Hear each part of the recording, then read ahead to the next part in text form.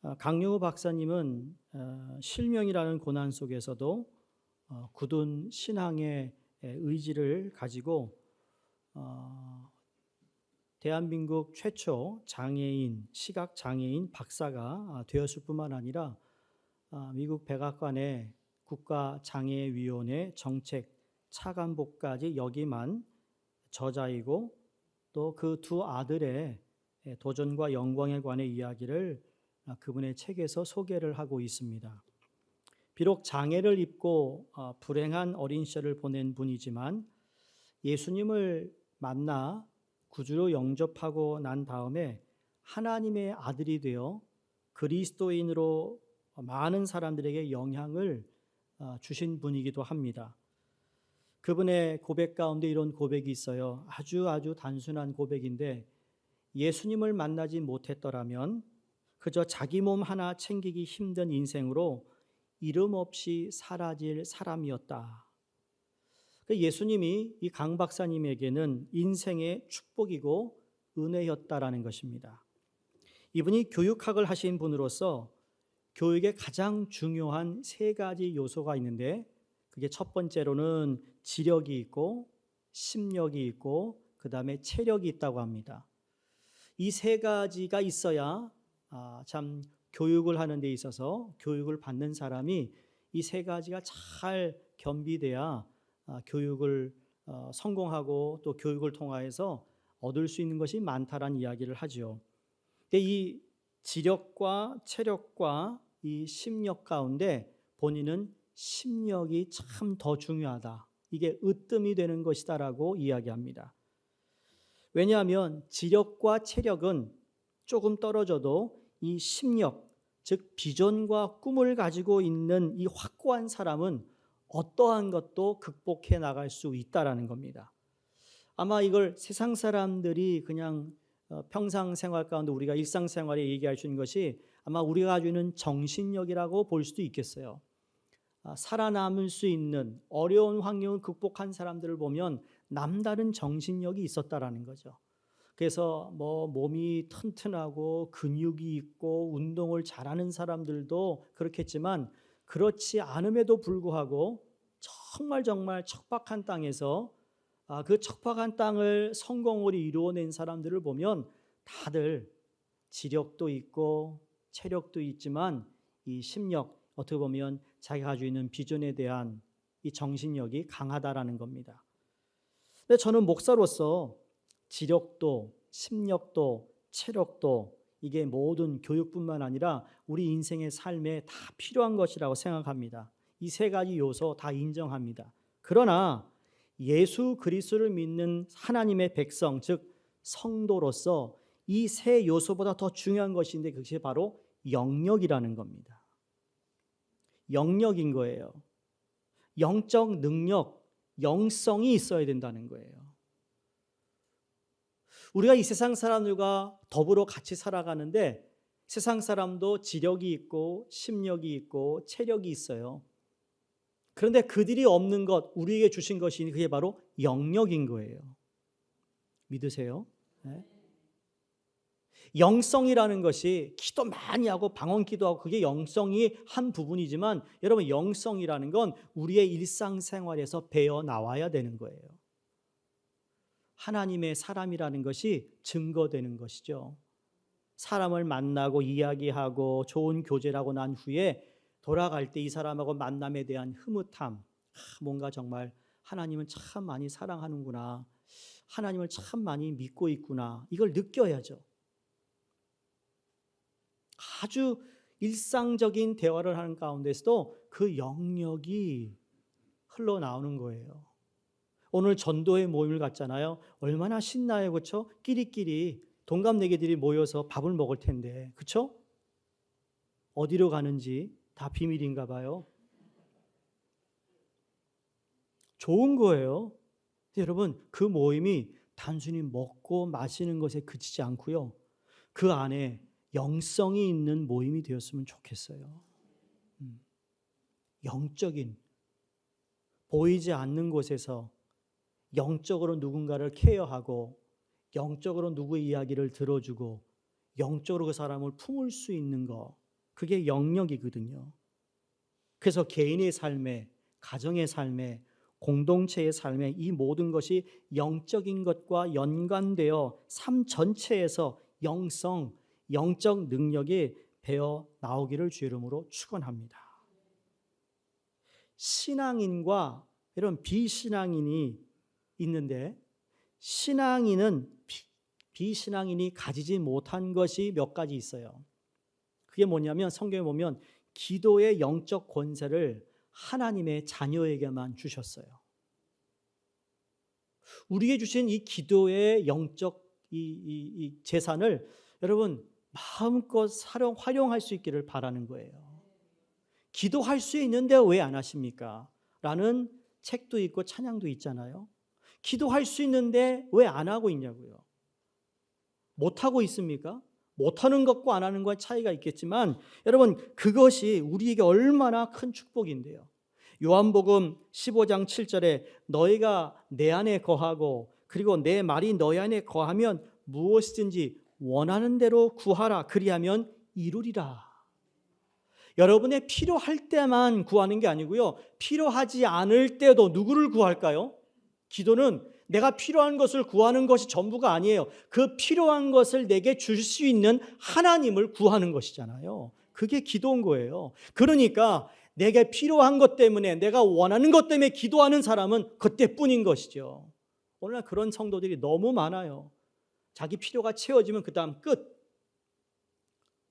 아유 얼굴로 철판이야. 또 필요하니까 또 나와. 그거 또 그냥 오케이 해서 하나님이 채워주면 또 한참에 있다가 또 기어 나와요. 왜 그럴까?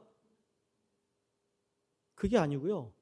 하나님을 구하면 내게 in need or not in need, 예? 필요하든 필요하지 않든 하나님만 구하는 거예요. 그 하나님이 내게 주실 수 있는 분이거든요. 그 하나님을 구하시기를 바랍니다. 필요한 거 구하지 마세요.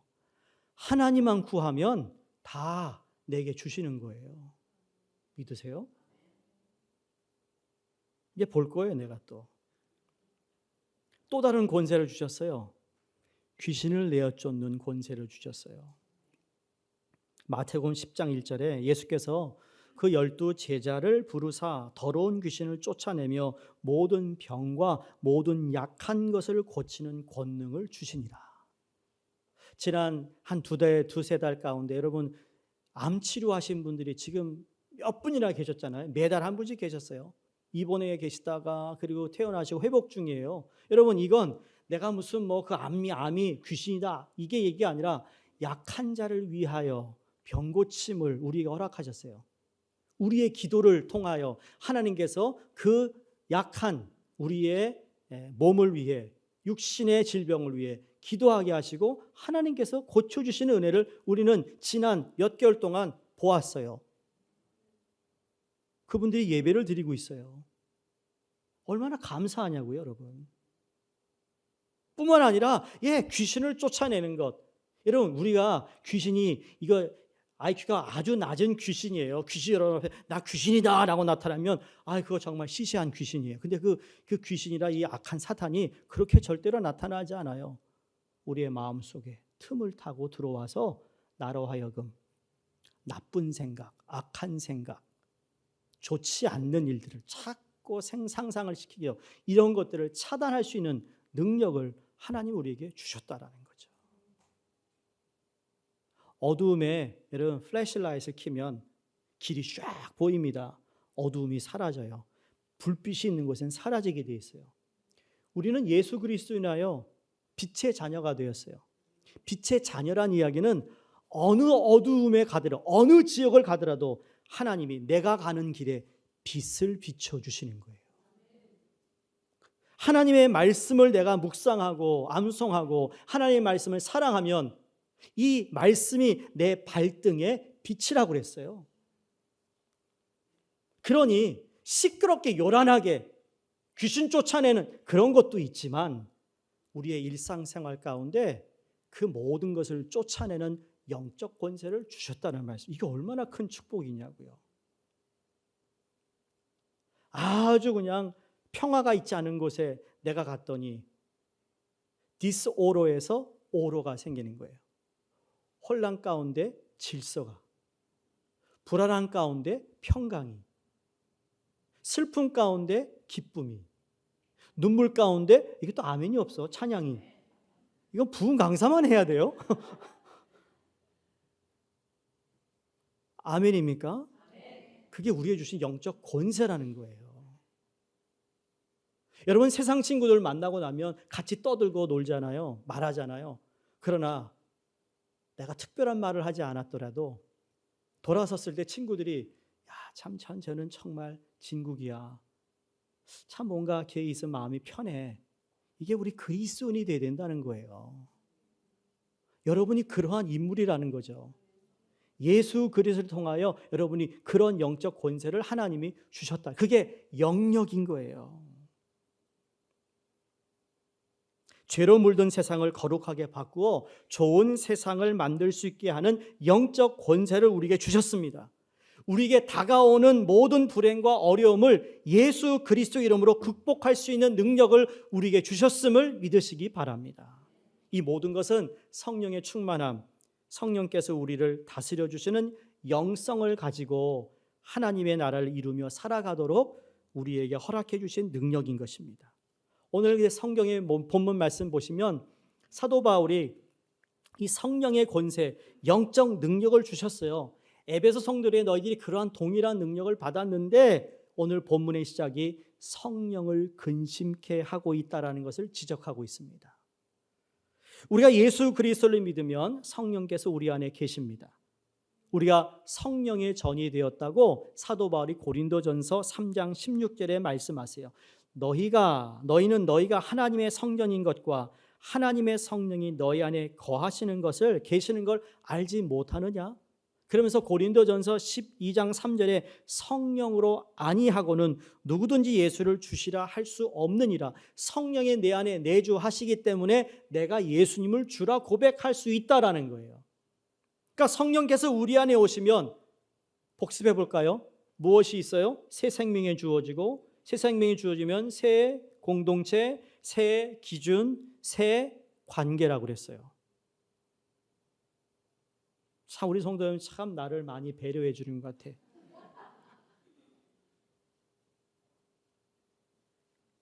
알면서도 모르는 척하니까 내가 또다시 하잖아, 그렇죠? 새 생명, 새 공동체, 새 기준, 새 관계예요, 그렇죠? 그러니까 새 생명뿐만 아니라 이게 새롭게 우리의 눈을 뜨게 하셨어요. 그래서 전에 보이지 않던 세계가 보여요. 영의 세계가. 그리고 듣지 못한 영적 세계를 듣게 돼요. 말씀을 보는데 이해하지 못한 것을 이해하기 시작하고 깨닫지 못한 것을 깨닫게 돼요. 할렐루야. 세상이 진화된 줄 알았는데 아니요. 성령이 오시니까 진화된 것이 아니라 창조하신 것을 알게 돼요. 인간의 삶이 이 세상에 이것으로 끝난 줄 알았는데 아니에요. 이 세상으로 끝나는 것이 아니라 영원한 천국이 있다는 사실을 알게 되고 깨닫게 되고 믿어지는 거예요. 할렐루야. 그런데 문제가 있어요. 우리 마음에 두 마음이 있습니다.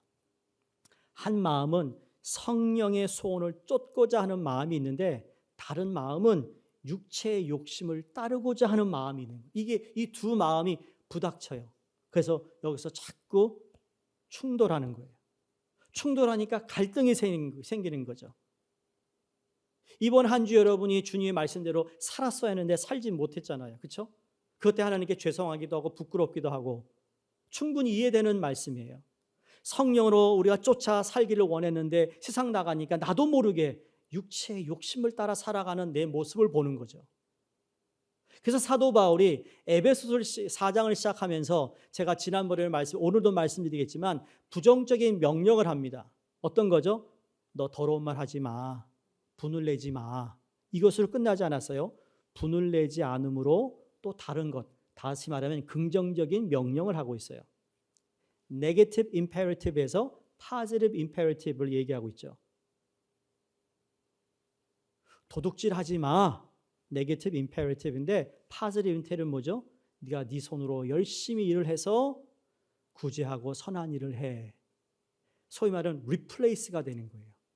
도둑질하는 손에서 열심히 일하는 손으로, 근데 그걸 가지고 구제하고 선한 일을 하라.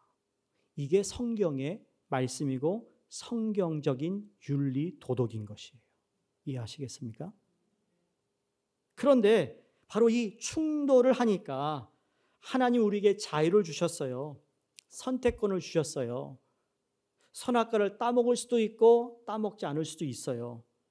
우리 하나님이 우리를 강제로 안 먹게 하지 않으시고요. 강제로 못하게 하지 않으세요.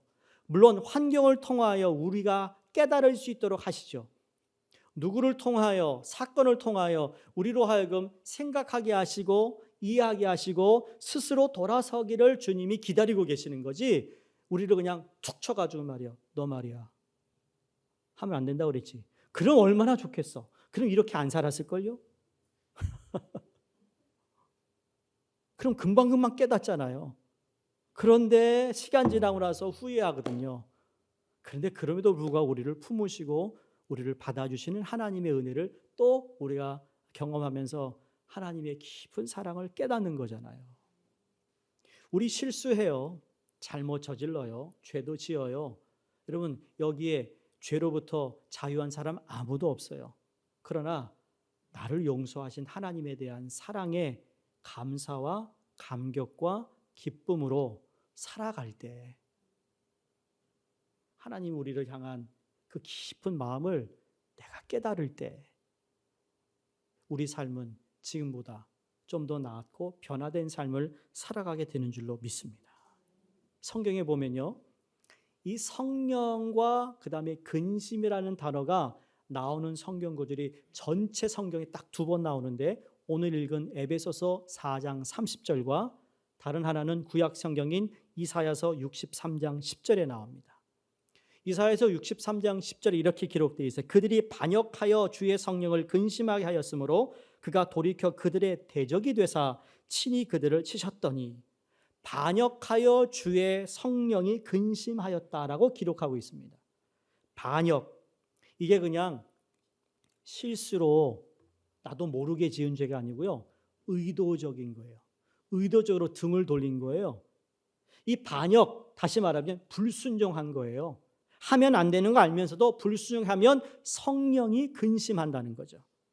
데살로니가전서 5장 19절에는 성령을 소멸시킨다라는 말씀으로 기록되어 있습니다. 성령의 불을 소멸시키는 거예요. 철로 역정을 우리가 읽었습니다. 그렇죠? 기억하시죠? 예수님이 불 붙은 것에 계속 불을 열심히 불이 꺼지지 않도록 하시는데, 저 반대편에서는 마귀가 어떻게 하고 있어요? 찬물을 끼얹고 있어요. 이 불을 끄려고. 불순종할 때마다 사단이 계속 찬물을 끼얹고 있어요. 어디에다가? 불붙은 내 심령에. 더 불순종하는 거예요. 이게 강하면 강할수록 어떻게 되죠? 그것이 강팍해지는 거예요. 강팍해지니 그냥 강팍해지지 않아요. 단계가 있어요. 발전했기 때문에 강팍해진 거예요. 하루아침에 강팍한 마음을 갖는 게 아니라니까요. 그게 쌓이고 쌓여 나중에 강팍한 마음이 되는데, 여기 오늘 근심케 하다라는 말씀의 원어, 성경 원어의 의미를 보면 슬프게 하다, 고통을 가하다는 의미입니다. 자, 성령이 근심하다는 얘기는요, 성령께서 지금 슬픈 거예요. 가슴이 너무 아픈 거예요. 고통스러운 거예요. 성도가 된 하나님의 자녀들이 옛사람을 버리지 못하고 악한 언행을 계속할 때 성령께서는 그저 무덤덤하게 계시는 분이 아니라 슬퍼하시고 그것 때문에 고통받으시는 인격적이라는 분임을 성경이 우리에게 말씀하고 있다는 겁니다. 마치 이런 겁니다. 우리의 마음에 성령을 쫓고자 하는 마음과 육체의 욕심을 따르고자 하는 마음으로 인해 마음이 분열되잖아요. 내 안에서 지금 충돌이고 갈등이 있어요. 나누어지게 되었어요. 만약에 교회가 성령을 근심케 하면 사단은 교회도 동일한 분열을 일으킨다는 말씀이에요. 그래서 사도 바울이 에베소서 4장 1절, 2절, 3절에 보면서 우리는 하나다, 우리가 하나 된 것을 힘써 지키라라고 그렇게 강하게 얘기했던 이유가 여기에 있는 거예요. 왜? 교회가 성령을 근심케 하게 되면 그건 뭐예요? 사인이 뭘까요? 분열이 곧 온다는 뜻인 거예요. 왜? 성령님은 교회의 연합을 가져다 주시는 분이지 나누기는 일을 하시는 분이 아니라는 겁니다. 오늘날 교회 안에 나누어지는 일, 교회가 교회끼리 나누어지는 일, 가정이 나누어지는 일, 관계가 나누어지는 일, 여러분 이건 다 하나님이 기뻐하시는 일이 아니에요. 성령님이 근심케 하는 일이라는 겁니다. 교회가 하나됨, 그리고 거룩함이 깨어질 때 사단이 기쁨을 얻게 될 것입니다. 반대로 성령님은 근심하게 되는 것이죠.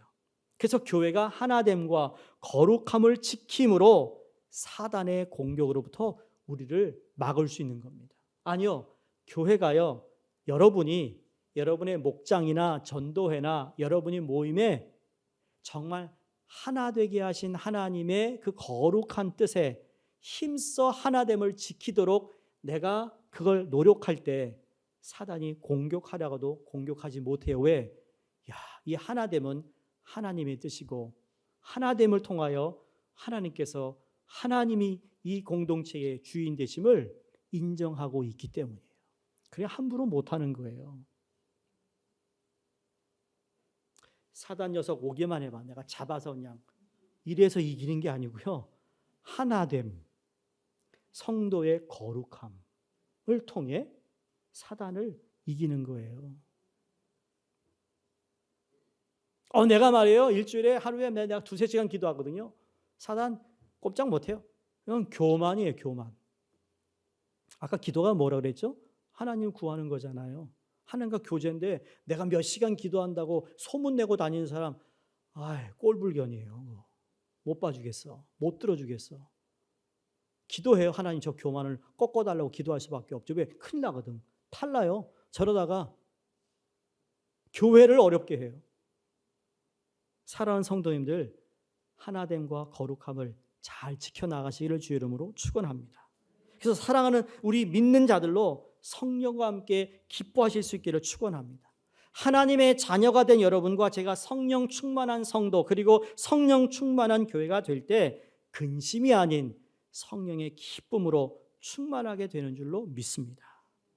자, 그런데 오늘 30절 보시면 이 30절 원어를 이렇게 제가 보니까 30절 이 앞에 다시 말하면 하나님의 성령을 근심하게 하지 말라라는 이 바로 앞에 접속사가 하나 있다는 걸 발견합니다.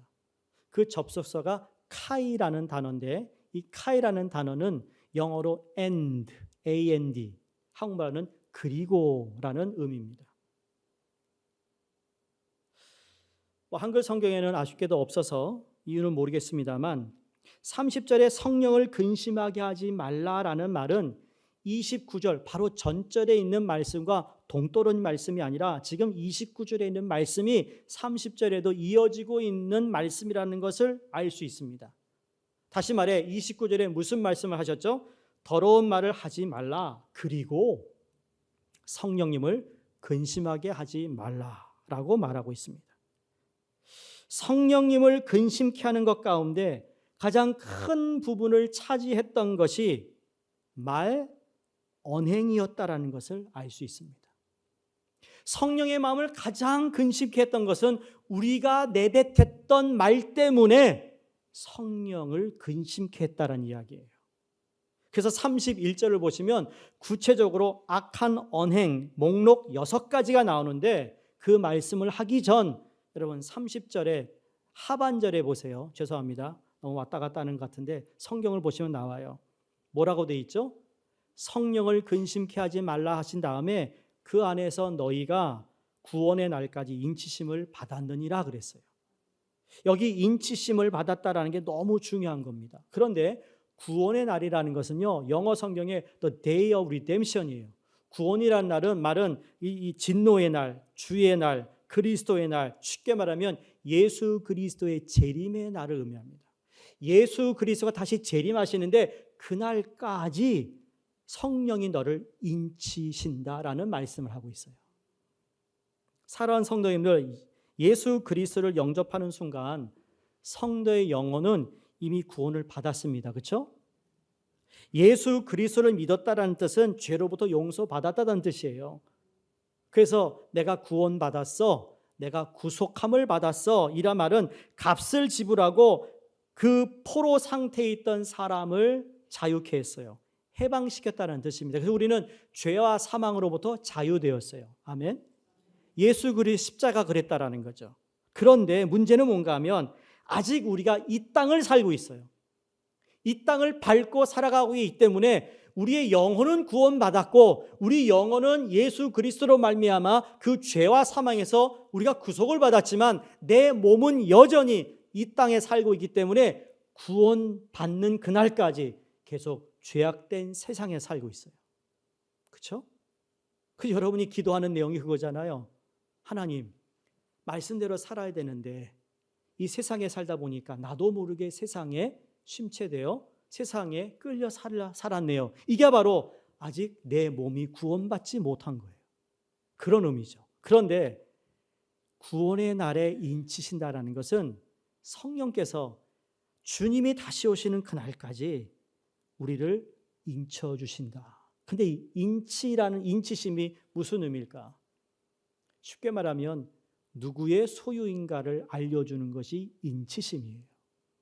고대 사회에서는 노예와 가축이 있는데 주인이 이 노예와 이 가축은 내 거야 라고 증을 만들어야 됐는데 쇠를 달고 와가지고요, 그 모든 마크를 만들어 쇠에 달구어서 노예의 몸이나 아니면 가축의 몸에다가 픽 찍어요.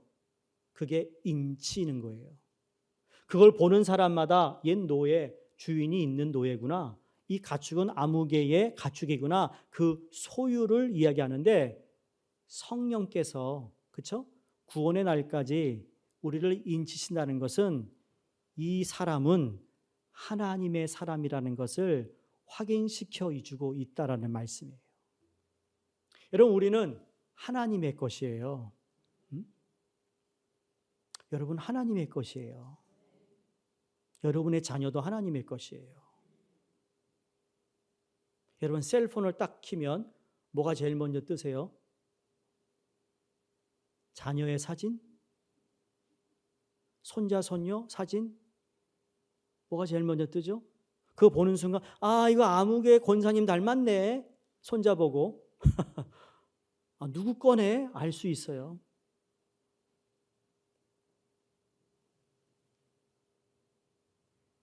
영의 세계를 보면 하나님의 자녀는 바로 하나님께서, 성령께서 도장을 찍어 놓았듯이 우리를 인치셨어요. 그게 여러분과 저라는 거죠. 얼마나 감사해요. 이 세상에서 죄에 섞여 살아가고 있지만 그 가운데 성령이 구원의 날까지 우리를 인치심으로 이 사람은 하나님의 것이라는 것을 보여주고 있다는 거죠. 난 그게 얼마나 감사한지 몰라요. 그래서 사단이 함부로 못하는 거예요. 우리를 건드릴 수 없어요. 감히. 아니, 세상도 그렇잖아요. 감히 이 사람이 얼마나 큰 권력이 있는 사람인데 그 자녀에게 그 아부하잖아요. 세상에 우리 아부는 못하더라도 자부심을 가지란 얘기예요, 성도님들. 허리 펴고 살란 얘기예요. 목두고 살라고요. 예? 좀 없으면 어때? 내가 하나님의 자녀라고 딱 인치심을 받았는데 내 아버지 건데 다. 그냥 그렇게 생각하세요. 저 다 우리 아버지 건데 말이야. 내게 아직 안 좋은 거, 안 주신 거야. 내 거야, 내 거. 근데 내 손에 없는 분이야. 그렇죠? 그게 성경적인 내가 해석인 거죠. 저 사람 뭐 좋은 차 타고 다녀요? 뭐 했길래 돈이 많아? 걱정하죠. 내 아버지 거 그냥 걔한테 잠깐 맡겨준 건데 걔가 자기를 위해서만 쓰네. 아, 저 큰일 났어. 그런 마음 가지면 속이 편해요. 아직 내게 주신 게 아니야. 근데 하나님 주실 수도 있고 안 줄 수도 있어요.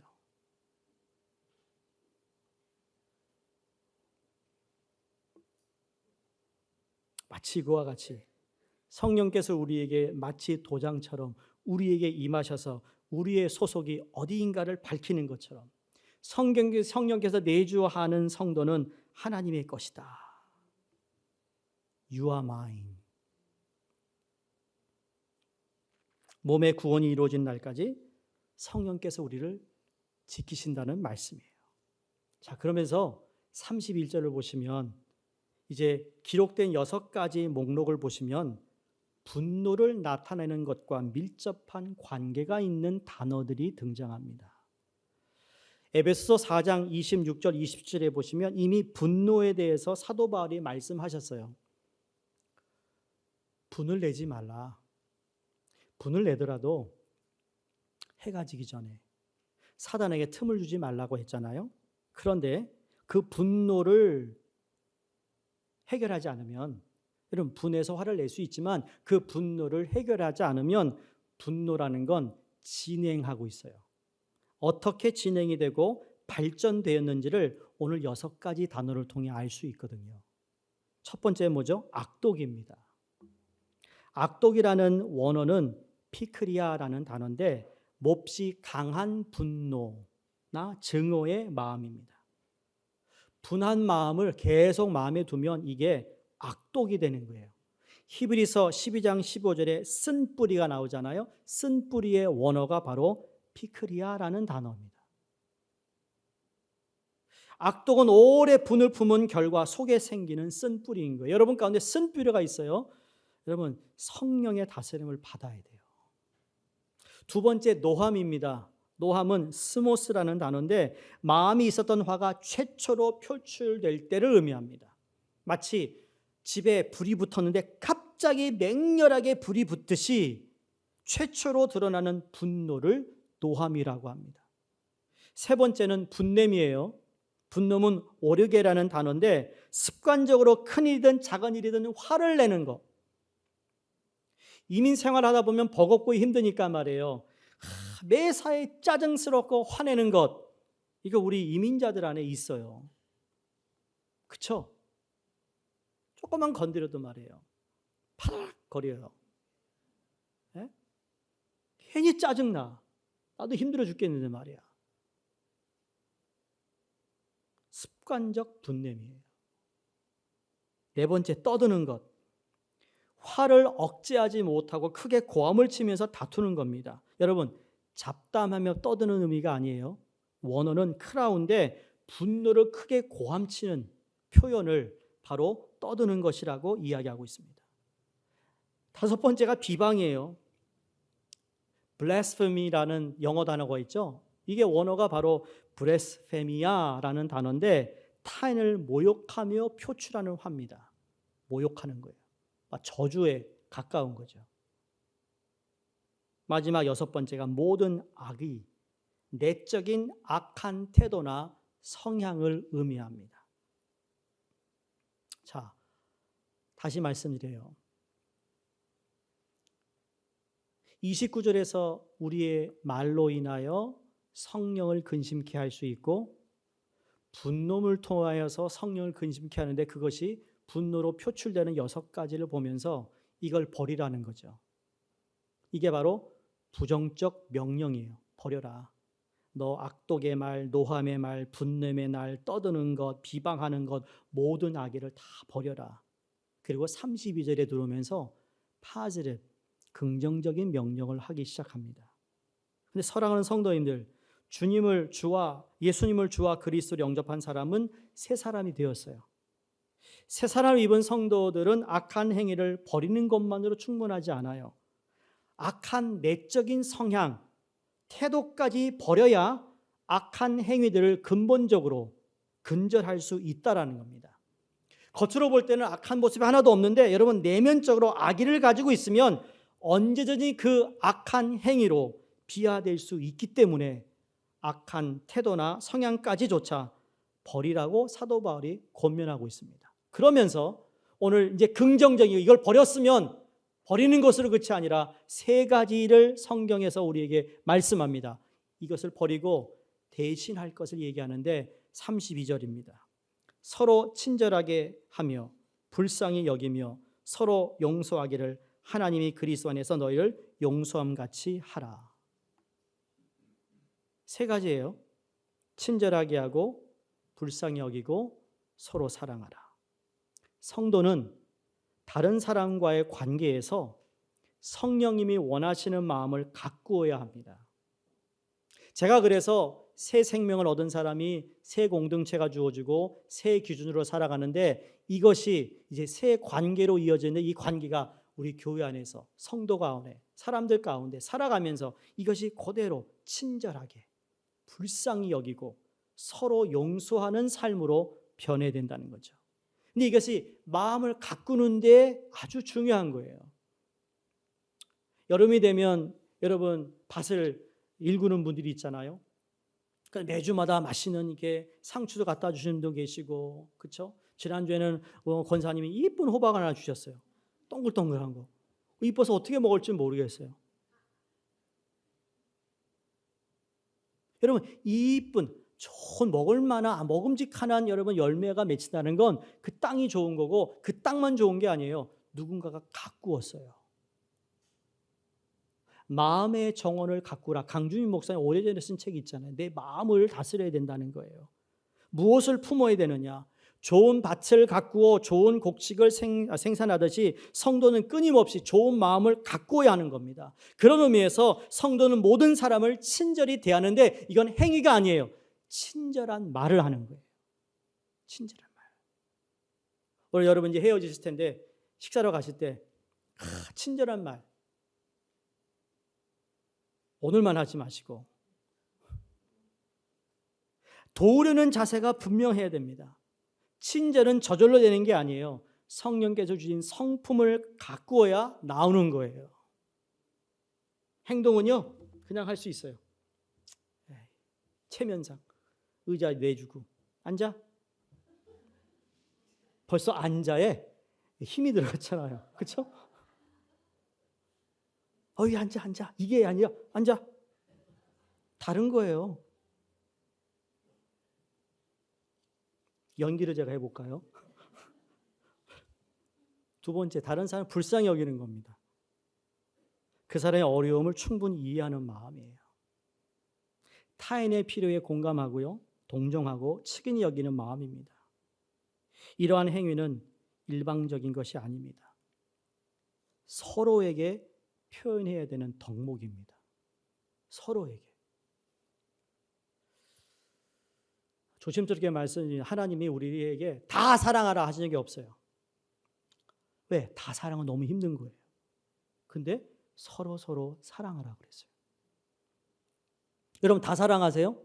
다 사랑 못해가지고 주님 이번 주도 다 사랑하지 못했습니다. 회개하는 분이 없어요. 그렇지 않아요. 성경은 서로 사랑하라.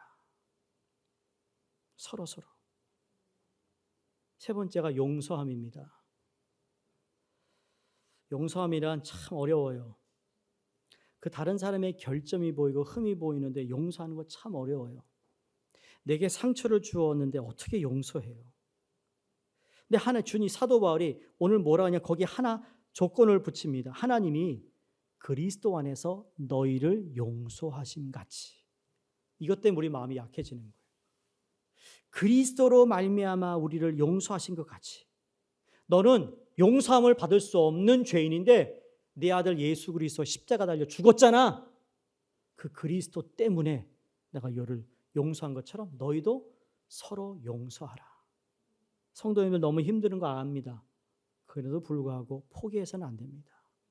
사단이 내 마음을 뺏어가지 않도록 하나님 그래도 성령이 근심하지 않도록 그렇게 내 내적으로 하나님 그렇게 살겠습니다.